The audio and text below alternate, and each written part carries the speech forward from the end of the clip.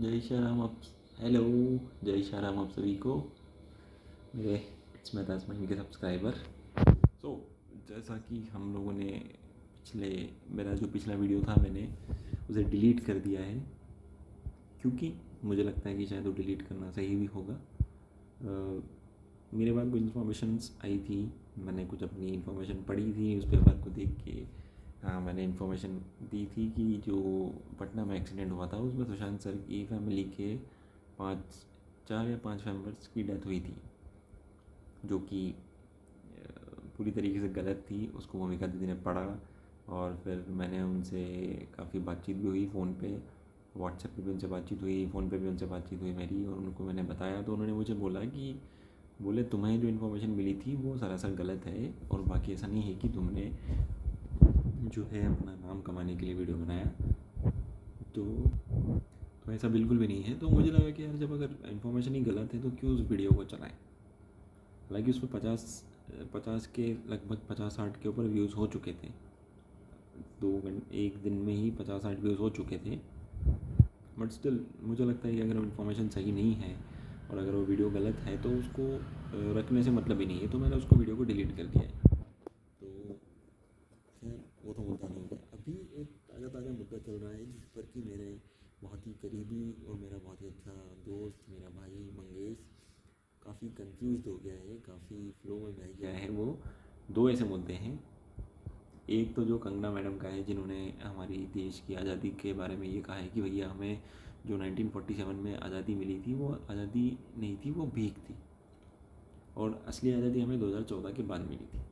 तो मैं उसके बारे में ज़्यादा तो नहीं बोलूँगा, लेकिन जिन लोगों ने भी ये कमेंट पढ़ा है, जिन लोगों ने भी कंगना रनावत के बारे में ये बात सुनी है, प्लीज़ एक बार गूगल पे जाकर उनके स्टेटमेंट को पूरी तरीके से पढ़ें, उनके एक एक पॉइंट को पढ़ें कि उन्होंने किस इंटेंशन से किस चीज़ को बोला था। आप लोग फ्लो में आकर, और स्पेशली मंगेश फॉर यू, कि फ्लो में आकर आप लोग बोल रहे हैं कि हाँ लोग कंगना का विरोध कर रहे हैं, कंगना का विरोध कर रहे हैं।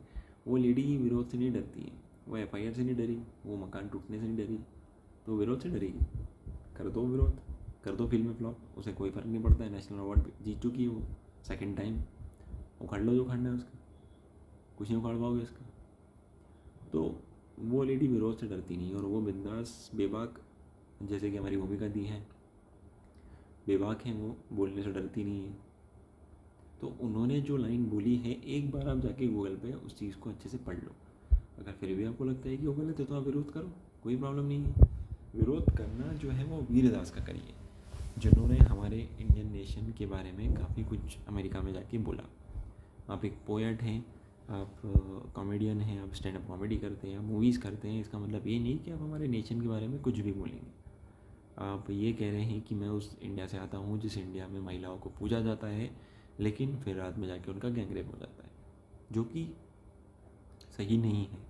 मैं खुद भी मानता हूँ कि हमारे इंडिया में वुमेंस के अगेंस्ट जो क्राइम होते हैं वो बहुत ज़्यादा है। वुमेंस की सिक्योरिटी को लेकर, वुमेंस की सेफ्टी को लेकर, वुमेंस की पावरमेंट को लेकर बहुत से ऐसे मुद्दे हैं जो हमारे नेशन में होने चाहिए पर वो नहीं होते। पर इसका मतलब ये नहीं कि हम वुमेंस की इज्जत नहीं करते। हमारे यहाँ पर देश में, इंडिया में, वुमेंस की इज्जत को सर्वोपरि रखा गया है।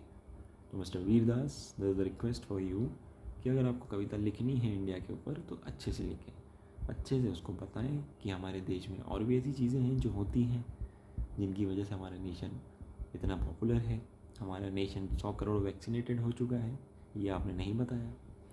हमारे देश में कोविड को कितने सही तरीके से कंट्रोल करा। हाँ, बहुत सी प्रॉब्लम्स रहीं, बहुत सी ऐसी चीज़ें हुई हमारे नेशन में जहाँ पर हमारा देश पूरी तरीके से बिखर गया। कोविड टाइम पे हमने बहुत से लोगों को खोया। हाँ, जो भी जो है अपने हैं जिन्होंने अपनों को खोया है, वो बहुत ही दुखद चीज़ें हुई हैं। उन्हें कई बार फैसिलिटीज़ नहीं मिली, और अनफॉर्चुनेटली उन्होंने अपने माँ बाप को खोया, अपने भाई बहन, दोस्त, पत्नी, पति या दादा दादी, इन सबको खोया है। मेरे काफ़ी फ्रेंड्स ने अपने मम्मी पापा को खोया है, किसी ने अपने दादा को खो दिया, किसी ने अपने बेटे को खोया, बहुत ऐसे लोगों को खोया है इस कोविड काल में। मैंने खुद, मेरे 2 रिलेटिव एक्सपायर हुए हैं कोविड से। एक तो काफ़ी कम एज की थी, मेरी कज़िन, वो भी चली गई। तो वो ऊपर वाले की मर्ज़ी थी, जो वो चाहेगा वो तो होगा। तो मैं यही कहूँगा मिस्टर वीरदास कि आप हमारे नेशन के ऊपर कविता लिख रहे हैं तो आप लिखिए, शौक़ से लिखिए। अभी कुछ समय पहले हमने देखा था कि मुनव्वर फ़ारूकी जो एक कॉमेडियन है, उन्होंने हमारे हिंदू देवी देवताओं के बारे में कुछ कॉमेडी करी थी और फिर उनको अरेस्ट कर लिया गया था इंदौर में। तो यार कोई मजाक नहीं है, कॉमेडी करना is not easy, I accept.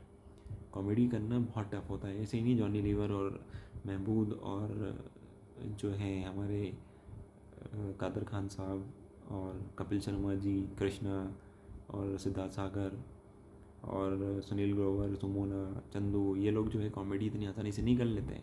बहुत माथापच्ची करनी पड़ती है, अपने आप को कंट्रोल करना पड़ता है, अपने पंचेस को सही तरीके से डिलीवर करना होता है, तब जाके कॉमेडी होती है। पर इसका मतलब ये नहीं कि आप अपने देश की इज्जत उड़ाओ। ये तो नहीं है कि आप अपने देश के नियमों को ताक में रख दो, अपनी देश की बेइज्जती करो। भाई आपको कॉमेडी करना है करो, पर लिमिट में रह के करो, बेहतर होगा। सो प्लीज़ किसी भी चीज़ को हद से ज़्यादा जो है अंदाज ना देखें, क्योंकि किस्मत से ज़्यादा और औकात से बढ़कर कुछ मिलता नहीं है। तो अगर आपको ऊपर वाले ने दिया है, इस देश के लोगों ने आपको बहुत कुछ प्यार दिया है, तो उसको अच्छे से एक्सेप्ट करिए और समझदारी से काम करिए मिस्टर वीरदास। मैं बहुत बड़ा फ़ैन रह चुका हूँ आपका, मैंने आपकी मूवीज़ देखी है, बहुत सारी कॉमेडी मूवीज़ में आए हो आप। सैफ अली खान के साथ काम किया है आपने, कुणाल खेमू के साथ काम किया है। तो प्लीज़ थोड़ा सा समझदारी से काम लीजिए। और कंगना रनावत के विरोध करने वालों, प्लीज़ एक बार गूगल जाके चेक कर लो, ठीक है।